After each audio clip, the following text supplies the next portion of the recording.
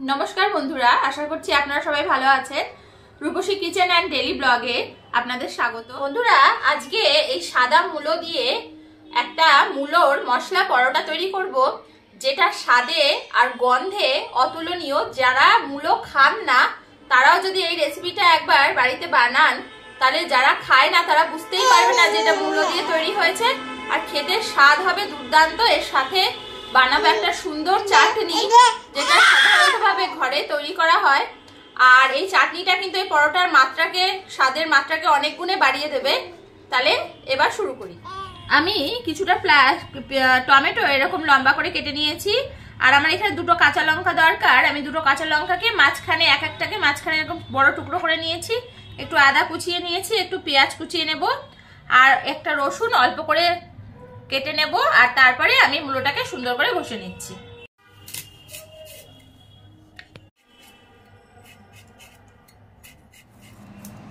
আমি রসুন ছুলে নিচ্ছি। রসুনগুলোকে ছুলে লম্বা করে এরকম করে কুচিয়ে নেব। এরকম লম্বা আকারে রসুনগুলোকে কুচিয়ে নেব।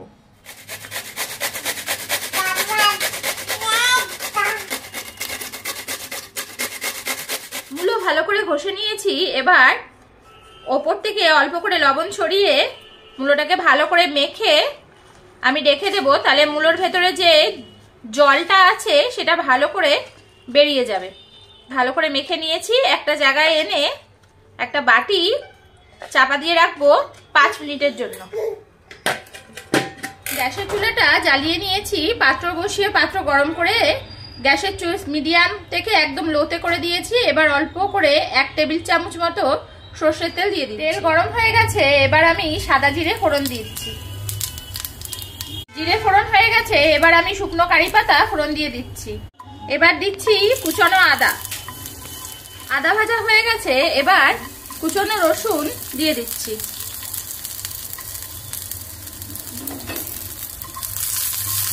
কুচনো রসুন দিয়ে বেশি একটা নাড়া দেব না, 2-3টে নাড়া দিয়েই আমি এর মধ্যে দিয়ে দেব অল্প করে পেঁয়াজ।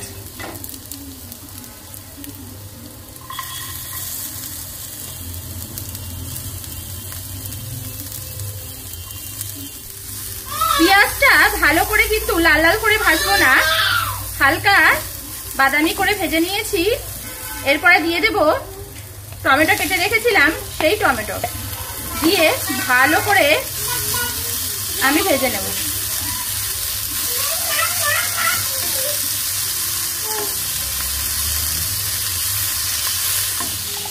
গ্যাসের আরেকটা চুলা ধরিয়ে দিয়েছি। প্যান গরম করা হয়ে গেছে। এবার অল্প করে দেশি ঘি দিয়ে দিচ্ছি। টমেটো দিয়ে অল্প করে লবণ দিয়ে দিচ্ছি। লবণটা দিয়ে এবার আমি ভালো করে ভেজে নেব। টমেটো যেহেতু একটু টক স্বাদ হয়, সেই জন্য লবণ দেওয়ার পরে আমি অল্প করে, একদম অল্প করে চিনি দিয়ে নিচ্ছি। তবে আপনারা যদি চিনি না দিতে চান তাহলে না দিতে পারেন, কিন্তু আমি অল্প করে দিয়ে দিলাম, এতে স্বাদ ভালো হবে। দিয়ে ভালো করে আমি নাড়িয়ে নিচ্ছি। চিনিটা ভালো করে সব কিছুর সাথে, পেঁয়াজ রসুন আদা সব মশলার সাথে ভালো করে মিশিয়ে নেব। এদিকে দেশি ঘি গরম হয়ে গেছে। আমি একটা থালায়, ছোট থালার মধ্যে কিছুটা মুগ ডাল নিয়েছি আর একটু মটর ডাল নিয়েছি। এবার গ্যাসের ফ্লেমটা একদম লোতে করে এই ঘিয়ের মধ্যে এই দুটো ডাল ভালো করে ভেজে নেব।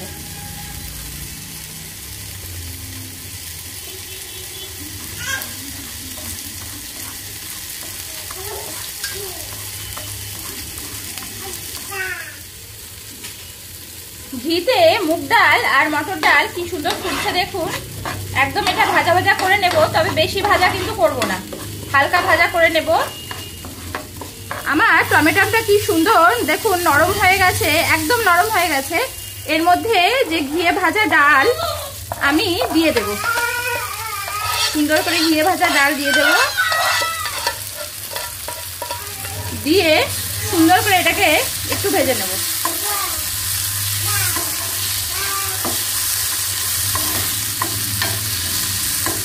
অদ্ভুত সুন্দর একটা গন্ধ বেরিয়েছে। একদম গাওয়া ঘির সাথে পেঁয়াজ রসুন আদা টমেটো কাঁচা লঙ্কার ফ্লেভার, খুব সুন্দর একটা গন্ধ বেরিয়েছে।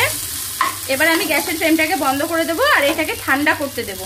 ঠান্ডা হয়ে গেলে তখন মিক্সিতে দিয়ে আমি এটা একটা চাটনি বানিয়ে নেব। মূলোতে লবণ মাখিয়ে নিয়েছিলাম, দেখুন মূলো কি সুন্দর নরম হয়ে গেছে আর কত জল বেরিয়েছে।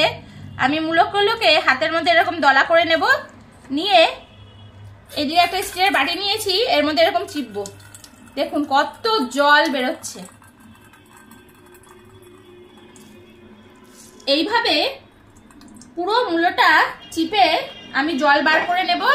জল বার করে চেপা মূলোকে এই পাত্রের মধ্যে রাখছি। দেখুন কত জল বেরিয়েছে। একটু লবণ মেখে রাখলে না এটা হয় যে কি মূলোর পুরো যে জলটা থাকে, মূলোর মধ্যে তো এমনিও জল বেশি থাকে, তবে যে জলটা থাকে পুরো জলটাই কিন্তু বেরিয়ে যায়। আর এখন চিপে এই বাটির মধ্যে রাখছি। এই জলটা কিন্তু ফেলবো না, এই জলটা আমার কাজে লাগবে। কতটা জল বেরিয়েছে দেখুন, অনেকটা জল বেরিয়েছে। হ্যাঁ আমি চিপে নিয়েছি, পুরো মূলোটাই আমার চেপা হয়ে গেছে। অল্প করে ঘষে নিচ্ছি, অল্প করে ঘষে নেব।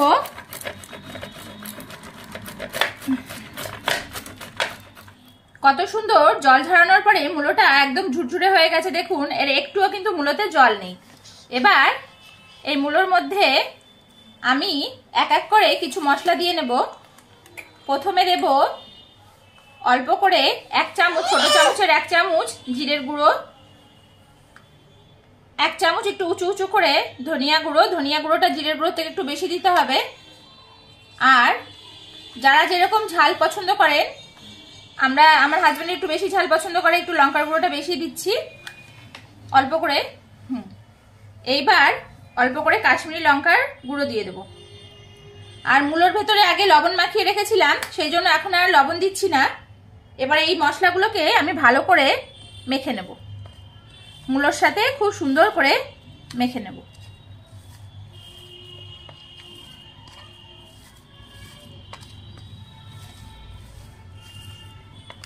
একটা পাত্রে গমের আটা নিয়ে নিয়েছি, অল্প করে গমের আটা নিয়েছি, যেটুকু আমরা বানাবো সেইটুকুই পর্যন্ত নিয়েছি। অল্প করে লবণ দিয়ে দিচ্ছি। আমি এখানে 1 চুটকির মতো জোয়ান নিয়েছি আর 1 চুটকির মতো সাদা জিরে নিয়েছি। এই দুটোকেই হাতের তালু দিয়ে ভালো করে এরকম ঘষবো।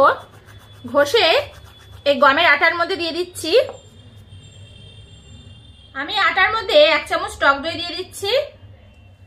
এবার একটু হাত দিয়ে এই সব উপকরণকে ভালো করে গমের আটার সাথে সুন্দর করে মেখে নেব। টক দই দিয়ে ভালো করে এরকম ঝুরো ঝুরো করে, দেখুন কত সুন্দর ঝুরো ঝুরো হয়েছে। এরকম ঝুরো ঝুরো করে আমি 2-3 মিনিট ভালো করে মেখে নিয়েছি। এবার যে মূলো ছিপড়ানো যে জলটা রেখে দিয়েছিলাম, এই অল্প অল্প করে এই জল দেব। আর এই জলটা দিয়ে কিন্তু আটাটাকে আমি সুন্দর করে মেখে নেব। অল্প অল্প করে দিচ্ছি, দিয়ে মেখে নেব। আর কিন্তু অন্য কোনো জল ব্যবহার করব না। এখানে মূলোর যে চেপা জলটা, এটাই আটা মাখার কাজে ব্যবহার করব। আটাকে মেখে আমি 10 মিনিটের জন্য রেস্টে রেখে দিয়েছিলাম। এবার 10 মিনিট পরে দেখুন কত নরম হয়েছে, কত সফট, একদম সফট লাগছে, খুব নরম হয়েছে। এবার এখান থেকে আমি এরকম লম্বা করে নিচ্ছি, করে লেচি কেটে নেব। একটু মোটা মোটা করে লেচি কাটবো, যেহেতু আমি পুর ভরবে এর মধ্যে, তাই মোটা মোটা করে 3টে লেচি কেটে নিচ্ছি। আটার লেচিগুলোকে দুটো হাতে তালুর সাহায্যে এরকম সুন্দর করে চ্যাপটা শেপ দিয়ে দিচ্ছি, তাহলে আমার পুর ভরতে অনেক সুবিধা হবে।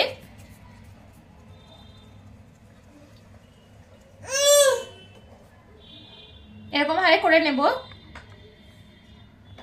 এবার একটা লেচি নিচ্ছি, নিয়ে হাতের এই বুড়ো দুটো আঙুলকে এই ভেতরে ঢুকিয়ে এরকম করে ঘোরাবো। ঘুরিয়ে একটা বাটির আকারে তৈরি করব, বাটির আকৃতির মতো তৈরি করব। এরকম গোল করে নিলে হবে কি যে আমার পুরটাই ভেতরে ভালো আমি ভরতে পারবো। সেই জন্য সুন্দর করে এরকম করে গোল করে নিচ্ছি। এই যে এরকম সুন্দর করে গোল করে নিয়েছি। দেখুন কত সুন্দর একটা বাটি লাগছে। কিছুটা চিজ ঘষে নিয়েছিলাম, আগে কিছুটা চিজ দিয়ে দিচ্ছি। চিজ দিয়ে ভালো করে আঙুলের হাতের সাহায্যে চেপে দেব, চারি সাইডে ছড়িয়ে দেব। রুটির চারি সাইডে ছড়িয়ে দিচ্ছি চিজগুলোকে। আঙুল দিয়ে ভালো করে ঠেসে ঠেসে ভেতরের দিকে, একদম ভেতরের দিকে দিয়ে দিচ্ছি। এইবার যে মূলোতে মশলা মাখিয়ে পুর বানিয়ে রেখেছিলাম সেই পুরটা রুটির মাঝখানে দিচ্ছি। পুরো চিজের কিন্তু মাঝখানে দিয়েছি, চারিদিকে চিজটা দিয়ে দিয়েছি।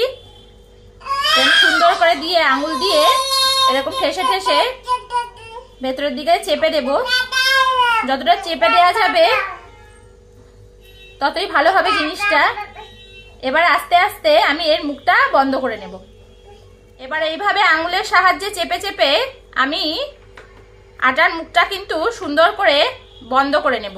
এই যে দেখুন কি সুন্দর করে বন্ধ করে নিয়েছি, এইভাবে বন্ধ করে নিয়েছি। এবার এরকম হাতের সাহায্যে এরকম করলেই আমার আটার মধ্যে মূলো আর চিজের পুর কিন্তু ভরা হয়ে যাবে। দেখুন কি সুন্দর ভরে নিয়েছি। আরেকটা লেচিকে আমি এরকম আবার বাটির মতো করে নিচ্ছি। সেই প্রথমটা যেভাবে দেখালাম এরকম সুন্দর একটা বাটির মতো করে নিয়েছি। করে নিয়ে আবার সেই চিজকে ভেতরে এরকম করে ছড়িয়ে দেব। চারি সাইডে ছড়িয়ে দেব, শুধু মাঝখানেই রাখবো না, চারি সাইডে ছড়িয়ে দিয়ে হাত দিয়ে একটুখানি চেপে চেপে দেব। দিয়ে এবার মূলোর মশলা মাখানো যে পুর সেটা আবার দিয়ে দেব। দিয়ে আঙুল দিয়ে এরকম চেপে চেপে দেব, ভালো করে চেপে দেব, তাহলে একদম বসে যাবে পুরটা আর চিজটাও বসে যাবে। ভালো করে আঙুল দিয়ে বসে দিচ্ছি। এইবার এই দুটো মাথা এইভাবে ধরবো, ধরে এরকম ভাবে মুখটা কিন্তু বন্ধ করে নেব। এই যে বন্ধ করে দিলাম, এই যে সুন্দর করে বন্ধ করে দিলাম। দেখুন কি সুন্দর বন্ধ হয়ে গেছে। দিয়ে উল্টো করে এরকম করে গোল করে নেব, একদম ফুটবলের মতো লাগছে। আমি একটা রুটি পরোটার আকারে এরকম ভাবে বেলে নিয়েছি। হাতেই, বেলুন চাকি আজকে ব্যবহার করব না। এইভাবে দুটো হাতের চাটোতে দিয়ে আমি চেপে চেপে এরকম করে সুন্দর করে বেলে নিচ্ছি। দেখুন, কারণ কি এখানে মূলো আর চিজের খুব বেশি পুর দেওয়া আছে। বেলুন চাকিতে বেললে ফেটে যেতে পারে, তাতে খাবারের স্বাদ নষ্ট হবে। সেই জন্য আমি হাতের এরকম চেটোতে রেখে এরকম সুন্দর গোল করে, দেখুন কত সুন্দর গোল হয়েছে, একদম সুন্দর গোল করে আমি কিন্তু এরকম এরকম করে রুটিটা করে নেব। আমার দুটো রুটি এরকম হাতের চেটোর উপরে আমি সুন্দর করে বেলে নিয়েছি। হাতের চেটোর উপরে দুটো আমার হয়ে গেছে। আর এই তৃতীয় নাম্বারটা আমি এখন করে নিচ্ছি। দেখুন কত সুন্দর গোল গোল আকৃতির হয়েছে। কেউ কিন্তু বলতে পারবে না যে এটা আমি বেলুন চাকিতে করিনি। বেলুন চাকিতে না করলেও হাতের চেটোর উপরেও কিন্তু রুটি, পরোটা সব কিন্তু করা যায় সুন্দর করে। দেখুন হয়ে গেছে। তিনটে পরোটাই আমি হাতের চেটোর পরে কি সুন্দর করে গোল করে করে নিয়েছি। দেখুন আমার টমেটো আর ডালের এটা পুরো ঠান্ডা হয়ে গেছে। এবার আমি এটাকে মিক্সিতে ভরে নিচ্ছি। মিক্সিতে ভরে নিয়ে আমি তারপরে এটাকে চাটনি করে নেব। সামান্য অল্প একটু জল দেব, দিয়ে চাটনি করে নেব। অল্প করে জল দিয়ে দিচ্ছি, একদম অল্প করে জল দেব। দিয়ে আমি এবার এটাকে ভালো করে ঢাকনা আঁটে ভালো করে পিষে গ্যাসের চুলা অন করে নিচ্ছি।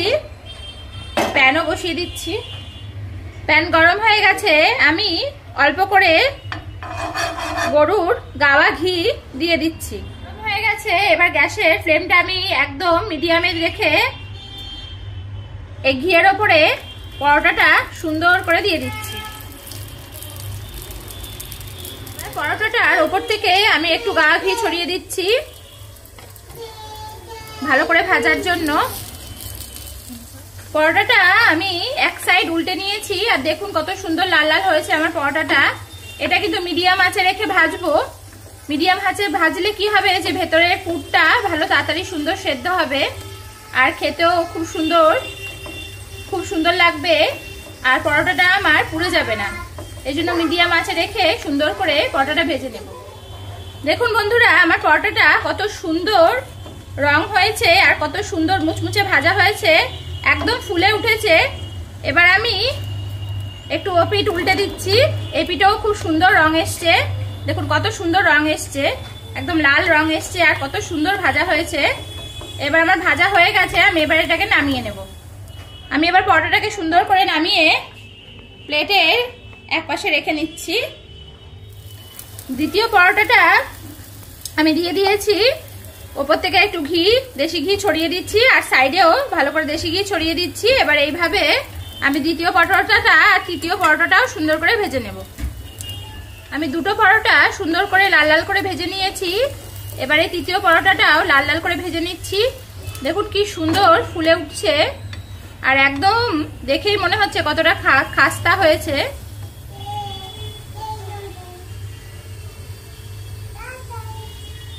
আমার তিনটে পরোটাই ভাজা হয়ে গেছে। এবার এই পরোটার ওপরে আমি অল্প করে দেশি ঘি মাখিয়ে নিচ্ছি। যেহেতু আমি পুরো দেশি ঘিতেই ভেজেছি, একটুও তেল ব্যবহার করিনি, তাই এর উপরে অল্প করে দেশি ঘি আবার মাখিয়ে নিচ্ছি। চাটনিটা মিক্সিতে পেস্ট করে নিয়েছি। এবার দেখুন কত সুন্দর রং এসছে চাটনিটার। এই পরোটার সাথে কিন্তু এই চাটনি আর একটু পেঁয়াজ কুচি হলে আর কোনো তরকারির প্রয়োজন হবে না খাওয়ার। এই যে সুন্দর করে চাটনি দিয়ে দিচ্ছি। আর এই চাটনি এইভাবে আপনারা বানিয়ে আপনারা 7 বা 10 দিনের জন্য এয়ারটাইট কন্টেনারে করে রেখে দিতে পারেন। আপনারা যখনই পরোটা বানালেন বা কোনো স্ন্যাক্স বানালেন বা স্যান্ডউইচ বানালেন, তখন এই চাটনি ব্যবহার করবেন। খুব সুন্দর খেতে হয়। একবার বানিয়ে খেয়ে আমাকে কমেন্ট করে কিন্তু অবশ্যই জানাবেন এই চাটনিটা কেমন খেতে হয়। বন্ধুরা, এই সুন্দর একটা হালকা হালকা শীতের আমেজে গরম গরম এই মূলোর পরোটা, সাথে সুন্দর একটা চাটনি এবং পেঁয়াজ, ব্যাপারটা ভীষণ ভীষণ জমে গেছে। আর দেরি না করে পাচ্ছি না, দেখি পরোটাটা কেমন হয়েছে।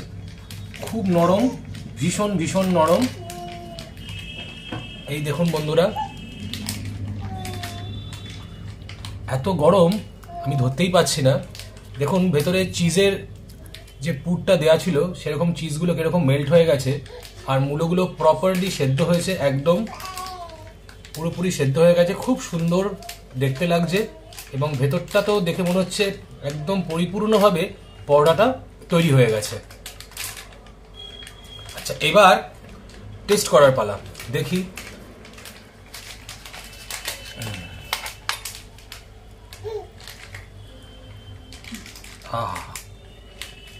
কি সুন্দর ধোঁয়া বেরোচ্ছে। দেখুন বন্ধুরা, এই পরোটার মধ্যে আমি একটু এখন এই চাটনিটা দেব। হ্যাঁ, দিয়ে দেবো ভেতরে একটু পেঁয়াজ দিয়ে, একদম গরম গরম, আর দেরি না করে।